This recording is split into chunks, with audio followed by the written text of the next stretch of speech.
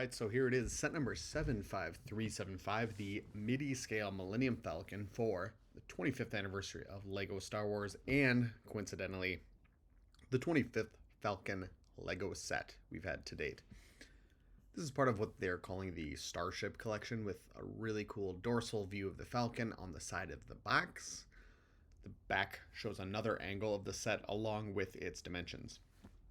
This box, along with the others from this series, all have this light blue greebling on the box that looks really sharp along with a black background.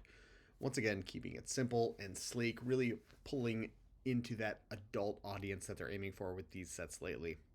Kind of a more mature box design.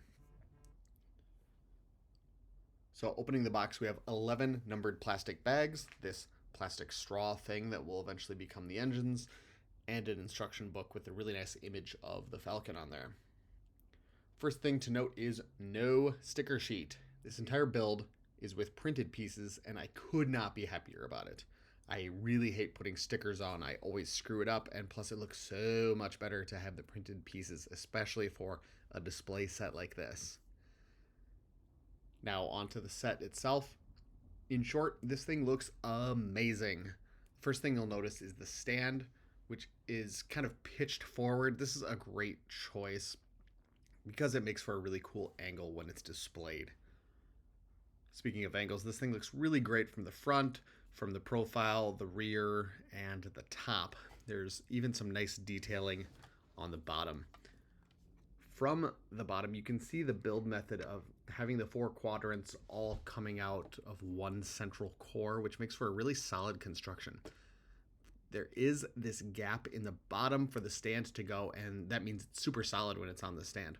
Speaking of the stand, there is a printed plate that says Millennium Falcon on it, and this 25th anniversary plate that really does not want to stay on. Pretty much every time I move the stand, this thing goes flying off.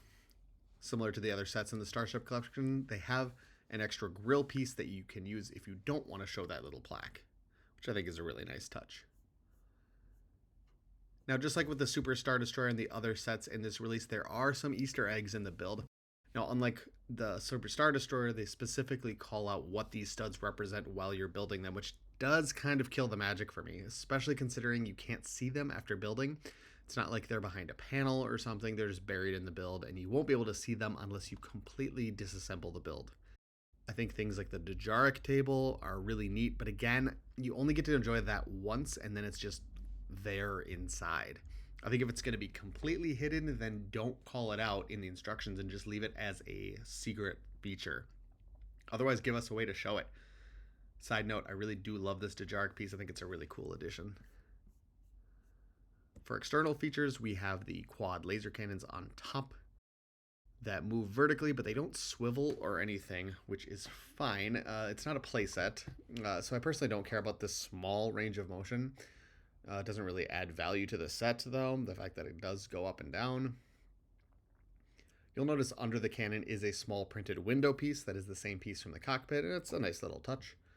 There, of course, isn't a cannon on the bottom to make room for the stand hole, but again, not a big deal as it is the underside. You don't really see that. The radar dish kind of moves here. I don't know if that's intentional, but it goes about a quarter of the way around. Now, I don't think that the dish on the Falcon is supposed to move at all. I've had play sets as a kid where the dish spins freely around as a play feature, but I don't think that's accurate. If you know, let me know in the comments, but I think that's something that toy designers just assumed that it was going to rotate. For this, I do wish it was at a fixed position forward. It doesn't really do anything for me that it moves a quarter turn. Now onto the cockpit. These are all printed pieces and they look amazing. It was definitely the right call to go with 2 printed pieces here instead of trying to build with bricks. They really nailed the positioning and angle of the cockpit, except there is a pretty significant gap in the cockpit here and around the tunnel. There are a few other gaps in the joints, but really nothing major. Getting a closer look at the trencher on the middle here, it looks really good. Some good detailing. A great printed piece on the docking port at the side. Again, going around to the edges, we see that bendy straw piece that looks great. It's a little weird that that middle section hangs lower than the others on either side of it. I'm not sure the reasoning on that, but otherwise, it looks really good from this angle. You can see the cannons and the dish. Similarly, looking at it dead on looks great too. They really nailed those important parts like the angle of the cockpit and the little bumps around the hull. Speaking of, I love the greebling throughout. I love the asymmetry and the splashes of red just going on here and there.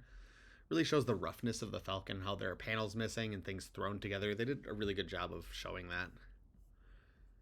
Now, I mentioned in my release video that I thought the mandibles are too short, and after seeing it in person, I still kind of think that. They look like 1 or 2 studs too short from what it should be, and that gives the overall look kind of a squat appearance. Those mandibles should stick out a bit more to give it more oval shape overall. It's really most noticeable when looking at it from the side profile, but not a deal breaker. But definitely something I noticed in the photos, and I can't unsee it in real life. Overall, this set for 85 bucks is a total buy for me. It's under 100 bucks. It completely delivers on this series of more adult themed display worthy sets. It looks great as a display piece. It was really a joy to build, and the price is right. Now they're calling this the Starship series, along with the Tantive 4 and the Invisible Hand. And I guess you could throw the Executor and the Nebulon B into that category, which opens up a lot of doors for the future of LEGO Star Wars. There are so many other iconic ships to make in this scale and keep under 100 bucks. I could see this being like the Helmet line, where they release a few every year and they go for a collection or display theme vibe, which I'm totally here for. I think having 10 of these on display in a room would look amazing and is much more practical than displaying UCS sets or play sets. So that begs the question, what's next?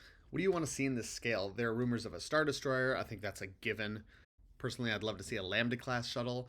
A GR-75 would look great in this scale, and a Lucre Hulk would be awesome. So overall, this is a great set, a great direction for LEGO to go. I know things were kind of meh in the last few years, but I'm really excited to see what happens next. So let me know what you think in the comments below. Thanks so much for watching, and bye-bye.